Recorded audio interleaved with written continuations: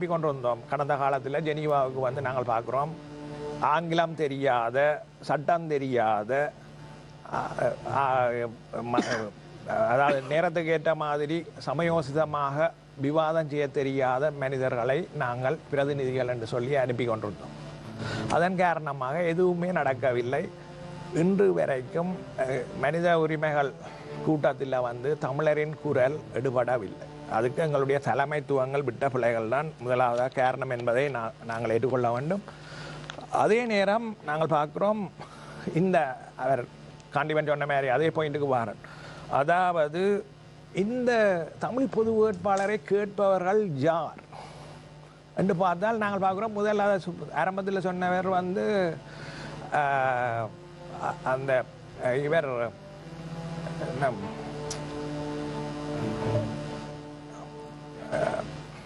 இந்த இந்திய கட்டுப்பாட்டில் இருக்கும் தமிழ் தலைவர்கள்லாம் அதை முதல்ல சொன்னார்.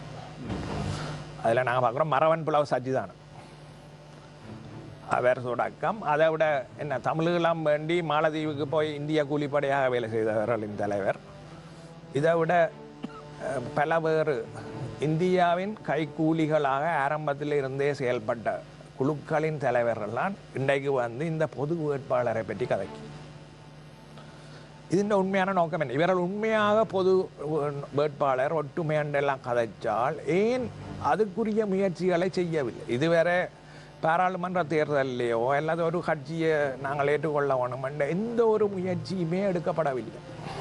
அதுலேருந்தே தெரியுது இவியல் ஒரு முழுமையான பொய்யை சொல்லுகிறார்கள் என்று தெரியுது. அதே நேரம் அவர் காண்டிவன் சொன்ன அதே பாயிண்ட்டுக்கு வரேன், அதாவது 13வது சட்டத்துக்கு மேலாக நாங்கள் எதுவுமே தமிழருக்கு தரமாட்டோம் என்று இந்திய பிரதிநிதி வந்து யாழ்ப்பாணத்தில் மீட்டிங் வைக்கிறார். சொல்கிறார் 13வது சட்ட திருத்தத்துக்கு மேலே எதுவுமே தமிழர்களுக்கு தரமாட்டோம், ஆனால் 13வது திருத்தத்துக்கு நாங்கள் பெற்று தருவோம் என்று சொல்ல உங்களை வெறும் பயமூடி கைதட்டி கொண்டிருந்தார். அவர்களான் இன்றைக்கு சொல்லுகிறார்கள் தமிழ் பொது வேட்பாளர் நிறுத்தணும், ஏனென்றால் செல்ஃப் டிட்டர்மினேஷன், நாங்கள் ஈழத்துக்கு சமனான கதைகளை கதைப்போம் என்று சொல்லி திருப்பி ஒரு பம்மாத்தை விடுகிறார்கள்.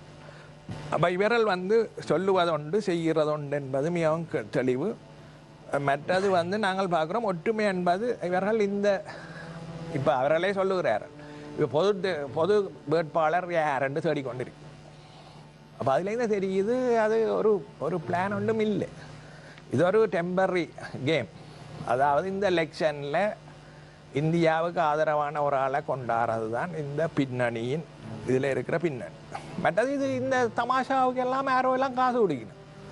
ஊடகங்களில் வருது, அங்கே பார்ட்டி நடந்தது, இங்கே ஹோட்டலில் மீட்டிங் நடந்தது ரெண்டெல்லாம் வருது. அப்போ இதுகளுக்கு யார் காசு கொடுக்குறது? இது ஒரு தரம் பின்னணியில் இல்லை என்றால் அவியல் சங்கட பொக்கெட்டுக்காலே அடுத்து காசு கொடுக்கணும். அடுத்ததாக இந்த ஸ்க்ரீனை பார்க்கலாம். இவரை சொல்கிறது வந்து இந்த நோக்கம், முதன்மை நோக்கம் என்னன்னு சொன்னால் ஸ்க்ரீனில் அவைகள் சொல்கிறது, தமிழ் மக்களை ஒரு தேசமாக கட்டி எழுப்புவது, தமிழ் மக்களின் ஐக்கியத்தை உலகத்துக்கு காட்டுவது, தமிழ் மக்களின் உச்சமான கோரிக்கைகளுக்குரிய ஆக பிந்திய மக்கள் ஆணையை பெறுவது, தமிழ் பொது வேட்பாளர் எனப்படுவது தமிழ் ஐக்கியத்தின் குறியீடு, தமிழ் மக்களை ஒரு தேசமாக கட்டி எழுப்பும் ஒரு செறிவு. இதைத்தான் அவையால் சொல்லி கொண்டிருக்கணும். இல்லாந்தன் முதல் அந்த குழுவில் இருக்கிற அவ்வளோ பேரும் சொல்கிற விஷயம் இதுதான், அவர்கள் வெளியிட்டிருக்கிற விஷயம் இதுதான். இதில் ஒவ்வொன்றா பார்ப்போம், ஒவ்வொன்றும் இவ்வளோ ஏமாத்தல. முதலாவதாக இந்த தமிழ் மக்களை ஒரு தேசமாக கட்டி எழுப்புறதுன்ற பாயிண்ட்டுக்கு வருவோம்.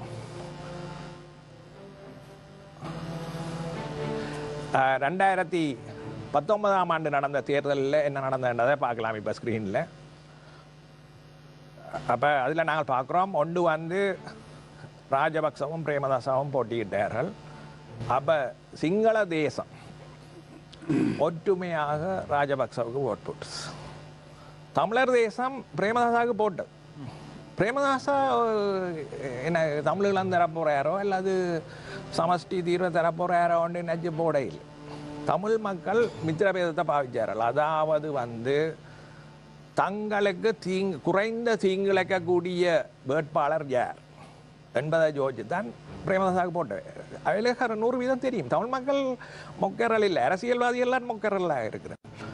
தமிழ் மக்கள் வடிவாக தெளிவாக இருக்கிறார்கள். அதாவது தங்களுக்கு ஆபத்து குறைந்தவர் யார் என்று நினைச்சு தான் பிரேமதாசாவுக்கு ஓட் போட்டார்கள். ஒரு தடவை இன்னைக்கு பிரேமதாசா வந்து தாம்பாளத்தில் வெண்டால் உடனே தமிழீழம் தரப்போகிறாரோ இல்லாது மாநில சுயாட்சியை தரப்போகிறாரோன்னு எதிர்பார்க்கு. அப்போ இதில் நாங்கள் மிகவும் தெளிவாக பார்க்கலாம். அதாவது தமிழர் தேசம் ஒற்றுமையாகத்தான் இந்த படத்தில் பார்க்கலாம்.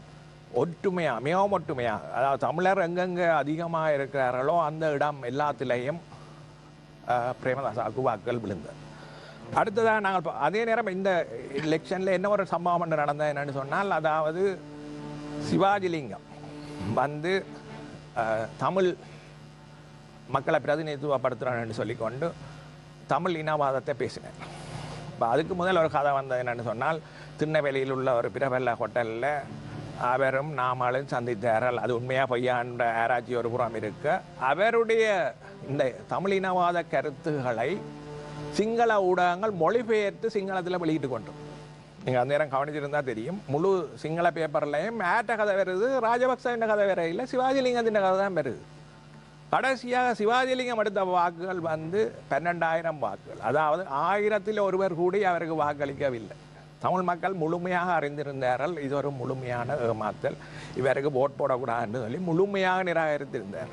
மறந்து கூடி போட்டிருந்தாலே அது கூட வந்திருக்கு. அடுத்ததாக நாங்கள் பார்க்குறோம், அடுத்த தேர்தலை பார்ப்போம். 2010ஆம் ஆண்டு நடந்த தேர்தல், ராஜபக்சவும் பொன்சேகாவும் போட்டியிட்டார்கள். இல்லை, அதுக்கு முதல் நடந்த தேர்தல் வந்து 2015ஆம் ஆண்டு ஸ்ரீசேனாவும் ராஜபக்சம். அந்த படத்தை பார்க்கலாம். இதில் நீங்கள் பார்த்தாங்கன்னா மிகவும் தெளிவாக தெரிகிறது. அதாவது தமிழ் தேசம் வந்து ஒற்றுமையாக தான் இருந்தது. தமிழ் தேசம் ஒற்றுமையாக ஸ்ரீசேனாவுக்கு ஓட் போட்டது, ராஜபக்சவுக்கு ஓட் போடவில்லை. அது மலையாளத்தில் கூட அந்த பிரதிபலிப்பு தான் இருந்தது. இப்போ அதில் நாங்கள் பார்க்குறோம், அப்படி இருந்தும் ஸ்ரீசேனா வந்து 51% வாக்குகளை பெற்றுக்கொண்டார். ஏனென்று சொன்னால் பொலனறுவை, அவருடைய சொந்த இடமான பொலனறுவை மற்றும் அதை சூழ உள்ள இடங்களில் அவர் வெற்றி ஈட்டினார். அப்போ அதன் காரணமாக ஒட்டுமொத்த வாக்குத்தொகை வந்து ஸ்ரீசேனாவுக்கு சாதகமாக வந்தது. ஆனால் ஸ்ரீசேனா தமிழர்களுக்கு உரிமையை தரப்போகிறார் ரெண்டு வாக்கள் ஓட் போடல. ஆக்கள் ஓட் போட்டது என்னென்னு சொன்னால், ராஜபக்ச கொடியவன், அவனை விட ஸ்ரீசேனா கொஞ்சம் சாதகமாக இருப்பார். அதை உணர்ந்தவன் நான். 2009ஆம் ஆண்டுக்கு பிறகு எனக்கு 13 மாதங்கள் வேலை இல்லாமல் இருந்தது. என்னென்னு சொன்னால், வெண்ணியில் உள்ள அகதி முகாம்களை பற்றி கதைத்தது என்று சொல்லி என்னை வந்து வேலையிலேருந்து நீக்கி இருந்தார். பிறகு நான் சுப்ரீம் கோர்ட்டுக்கு போய் வழக்கு வந்து தான் வேலைக்கு வந்தேன். அப்படி பல ஊடகவியலாளர் வேட்டையாடப்பட்டார். எனக்கு டெலிஃபோன் வந்ததுன்னு சொன்னால், அதுவும் குறிப்பாக வெளிநாட்டில் இருந்து ஃபோன் வந்ததுன்னு சொன்னால் பின்னால் ஒரு குரல் சொல்லும், முகுத்கியன்டேப்பா. அப்படியான ஒரு சூழ்நிலையில் நாங்கள் இருந்தோம். அதாவது ராஜபக்சர்களின் காலத்தில் மிகவும் கொடுமையான அடக்குமுறைக்கு உள்ளாகி இருந்தோம். அது இந்த பொருளாதாரம் மட்டுமில்லை, இதை விட எனக்கு பல மெத்தர்கள் சொல்லியிருக்கிறார்கள். 2000 இந்த காலத்தில் வந்து தங்களுடைய வந்து தமிழ் முஸ்லீம் மெத்தர்கள் சொல்லியிருக்கிறார்கள். தங்களுடைய வந்து பல கப்பம் பிள்ளைய கடத்துவோம் அப்படி இப்படின்னு சொல்லி ஒட்டுக்குழுக்கள் வேறையாக வடக்கு கிழக்கில் செய்தது வேறு. இதை விட இஞ்சால் தென்பகுதியில் கூட பல விதமான கப்பம் பெற முயற்சிகள் இடம்பெற்று கொண்டிருந்தது. அதாவது ஸ்ரீசேனா வந்த பிறகு இந்த அடக்குமுறையில் ஒரு தளர்வு நிலை ஏற்பட்டது. முதலாக மக்கள் வந்து ஒரு போராடக்கூடிய, உங்களுக்கு தெரிஞ்சிருக்கும், அதாவது ஸ்ரீசேனா சொன்னார், புகையிலேயே நிப்பாட்ட போகிறோம், புகையில சேகரிக்கிறத நிப்பாட்ட போகிறோன்னு சொன்ன உடனே யாழ்ப்பாணத்தில் சுண்ணாத்தில் ஊர்வலம் போனார்கள் ஸ்ரீசேனாவுக்கு எதிரே. அதுக்கு முதல் ராஜபக்ச ஆட்சியில் பயந்து நடுங்கி கொண்டிருந்தேன். அப்போ இப்படியான ஒரு சூழ்நிலை ஏற்பட்டது. அது ஸ்ரீசேனா உரிமைகளை தரவில்லை என்று சொல்கிறது ஒரு அர்த்தமற்ற கதை. அதாவது ஸ்ரீசேனா வந்து ராஜபக்சவை விட தமிழ் மக்களுக்கு சாதகமாக இருந்தார் என்பதுதான் உண்மை. அதாவது அவர் ஒன்றும் தரையில தான், ஆனால் ராஜபக்ச இருந்திருந்தால் அதை விட கொடுமை நடந்திருக்கு. சரி டாக்டர், இந்த முறை நாங்கள் என்ன செய்யணும்? அடுத்ததாக நான் வரேன், என்ன ஒரு கட்டத்தையும் பார்க்குறோம். ராஜபக்ச பொன்சேகா 2010 நடந்தது. அதுலேயும் நாங்கள் அதே விதமான இதை பார்க்குறோம். அதாவது தமிழ் பிரதேசங்கள், தமிழர் தேசம் ஒன்றுபட்டு மலையாளம் உட்பட தமிழர் தேசம் எல்லாரும் சேர்ந்து பொன்சேகாவுக்கு வாக்களித்தார்கள், ராஜபக்சவுக்கு வாக்களிக்கவில்லை. அதிலே பொன்சேகா எங்களுக்கு தெரியும், அவர் மிலிட்ரி கமாண்டராக இருந்தவர், எத்தனையோ தமிழர்களை கொலை செய்த இதில் பின்னணியில் இருந்தவர். ஆனால் அப்படி இருந்தும் தமிழர்கள் ஏன் வாக்களித்தார்கள் என்று சொன்னால், ராஜபக்சவோட ஒப்படைக்குள்ள பொன்சேகா பெட்டர் என்று சொல்லித்தான் வாக்களித்தார்கள். அடுத்ததாக நாங்கள் பார்க்குறோம், இந்த இதுக்கு பின்னுக்கு போனால் 2005ஆம் ஆண்டு நடந்த தேர்தலை பார்க்குறோம். அதில் வந்து நாங்கள் பார்க்குறோம் ராஜபக்சவுக்கு வந்து 50.29% கிடைக்குது. விக்ரமசிங்காவுக்கு வந்து ரணில் விக்ரமசிங்காவுக்கு 48.43 கிடைச்சது. ஆனால் வடக்கில் வந்து முட்டாக பகிஷ்கரிப்பு நடக்கும். இந்த வேறுபாடு அவர்களுக்கு இடையே இருந்த வேறுபாடு வந்து 2% குறையும். மிகவும் சொற்ப வாக்குகளால் தான் ராஜபக்ச தோற்கடிக்கிறார் ரணில் விக்ரமசிங்க. அது இந்த பகிஷ்கரிப்பு நடக்காமல் இருந்திருந்தால் சில வேளைகளில் ரணில் வெல்லக்கூடிய சாத்தியக்கூறு இருந்தது. அப்ப நீங்க இந்த முறை டாக்டர் நீங்க சொல்ற இதை பார்த்தா ஒரு தமிழ் பொது வேட்பாளர் வரும்போது அந்த வாக்குகள் சிதறடிக்கப்பட்டால் யாருக்காவது சாதகமாகும் என்ற ஒரு நிலைப்பாடு தான் அதுக்கு நான் பாருன். அப்போ இதில் வந்து நான் பார்க்குறோம் புலிகள் வந்து அந்த பகிஷ்கரித்ததன் விளைவா பகிஷ்கரிக்கிறது வந்து ஒரு ஸ்ட்ராட்டஜி இல்லை, உபாயம் இல்லை. அது மற்ற தரப்பை தான் பலப்படுத்தும். அதான் நான் சொல்ல வரேன். அதாவது புலிகள் வந்து பகிஷ்கரித்தபடியால் அது 2009 அதன் விளைவுகளை சந்தித்தார். பகிஷ்கரிக்கிறது வந்து முக்கியமாக ஜனநாயக போராட்டத்தில் பகிஷ்கரிக்கிறது என்பது ஏற்றுக்கொள்ள முடியாது. அதாவது எங்களுக்கு டாக்டர் நாங்கள் தொடர்ந்து அதை பற்றி பேசலாம். ஜனாதிபதி சட்டத்தரணி அவர்களே, பல குற்றச்சாட்டுகள் நேரடியாக